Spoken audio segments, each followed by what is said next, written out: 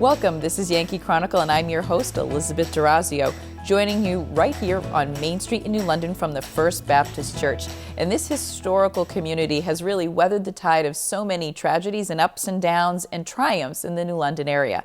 I'm joined by two members of the community, and they're going to tell us what brings them here and why they love making this their Christ-centered home. I'm joined by Marion Hafner, good to see you, and Tracy Coverdale, good to see you.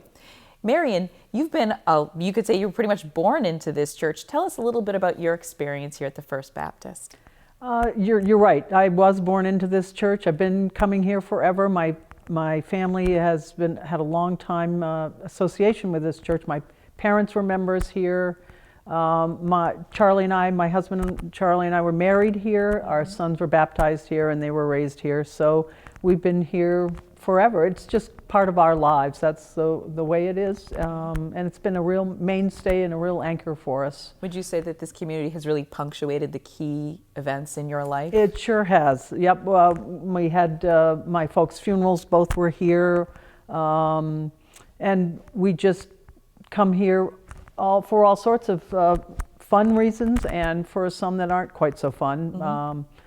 Yesterday we weren't able to gather here, but we had a drive-by for a woman who turned 90, and it was all through the church office that we learned that.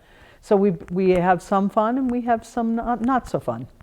When you have a community like this that really is part of your everyday life, it really gives you an anchor point. Many people right now are searching for that in their lives, whether it's COVID or perhaps just the desolation of not having regular contact. What could you tell us about being a member of this church? There are so many ways to help others and to be helped if you need help. Our outreach programs are just incredible. We are housed we house many different groups and organizations. And there probably have been hundreds, probably thousands of volunteers that have come through these doors over the years that just do so much for so many people, from cooking to just meeting or Bible groups or whatever the case is. We have so much happening here. It's really the outreach that does so much for me. And I think, Tracy, we were talking before we came on camera, you're telling us that's part of what attracted you to this community. You, unlike Marion, you weren't born into this community, but this kind of became your home through the Boy Scouts? Yes. Mm-hmm. So tell us a little bit how you came here and found your Christ-centered home. We were looking for a new church home. This was a church that we had heard was very active in the community. Mm-hmm. We were in and out of it for Boy Scouts for approximately 4 years. And, it has the food pantry. We had been here for Veterans Day and Memorial Day services that were very moving. So we decided to take a look and walked in a few minutes late, actually. And Charles was praying.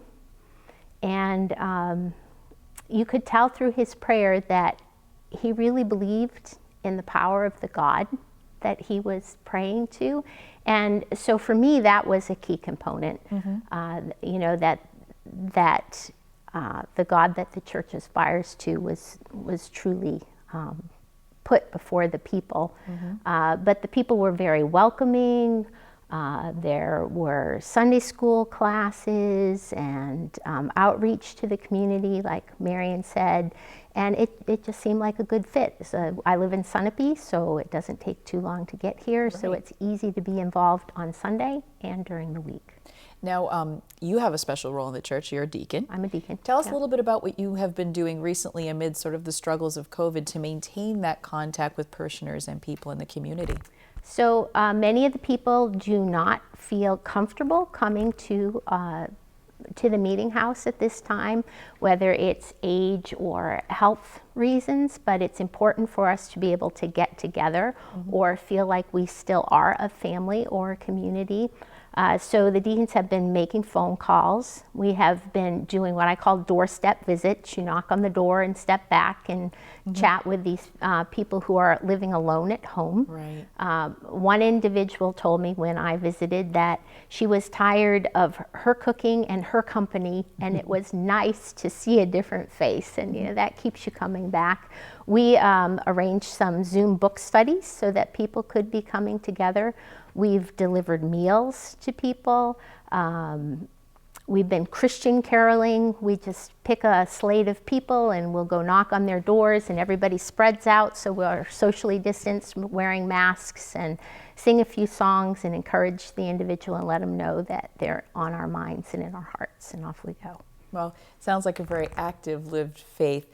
I'm just going to take a moment right now and ask each of you if you could invite someone in the community to come to church. What would you say to them if they're hesitant to come and visit for the first time? I would have to tell them why church is important to me. And for me, being a person of faith, having an ideal, God who is bigger, greater, all-knowing, someone higher than myself to live into and up to, has been an important focal point for my life.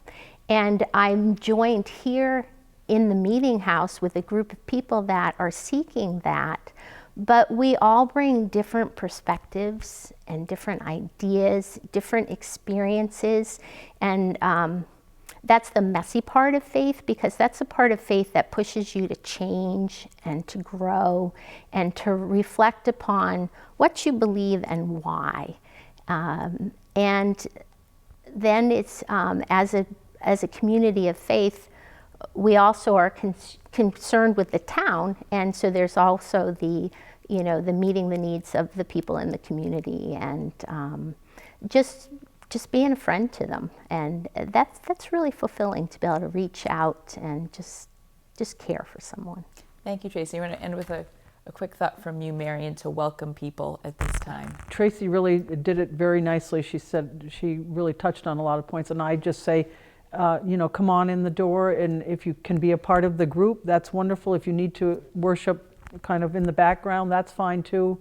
But be part of us. I hear so many people who are spiritual, but they just don't come to organized religion. But be part of the group. Come and try it out, and be with us and see how we fit for you. Thank you both for joining us. And if you're looking for a Christ-centered faith home, remember you can come right here on Main Street to the First Baptist Church of New London.